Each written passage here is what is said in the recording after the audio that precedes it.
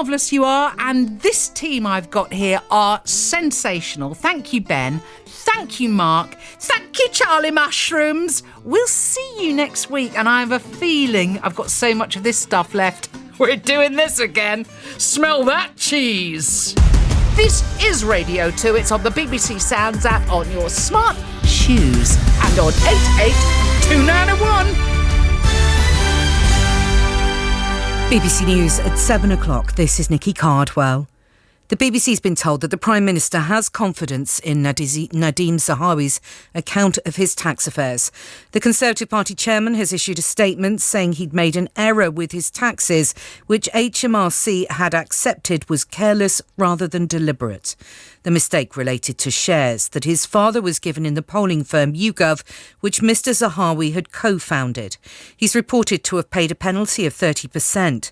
The chartered accountant Rebecca Bennyworth says that would tally with what Mr Zahawi said in the statement. It's likely he came forward voluntarily. He was moderately cooperative, not 100% cooperative. Otherwise, the penalty would have been 22.5%, the minimum level. So he's slightly less than overly enthusiastic to get HMRC sorted and get the whole thing resolved. Estonia, Latvia and Lithuania have urged Germany to provide Leopard battle tanks to Ukraine to stop Russian aggression. They said that as a leading European power, Germany had a special responsibility. The leader of a people smuggling gang who'd been on the run since last month has been arrested at Manchester Airport. Tariq Namik had brought hundreds of migrants from Iran and Iraq into the UK and hidden them in the back of lorries. He'd been given an 8-year jail term after failing to turn up for his sentencing hearing. Tens of thousands of Israelis have packed the streets of several cities in the second weekend of large-scale demonstrations about Benjamin Netanyahu's right-wing coalition.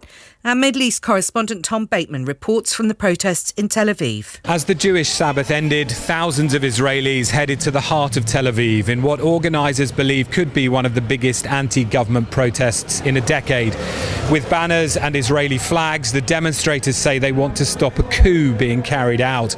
They accuse Mr Netanyahu of threatening democracy with the most radically nationalist and religious coalition the country has ever known. Already, plans for legal reforms have sparked an unprecedented clash between the government and the judges, while the Prime Minister himself is on trial for corruption.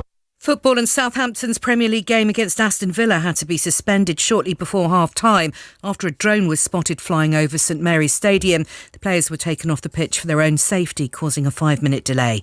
The match was eventually won 1-0 by Villa. Elsewhere, Everton slumped to another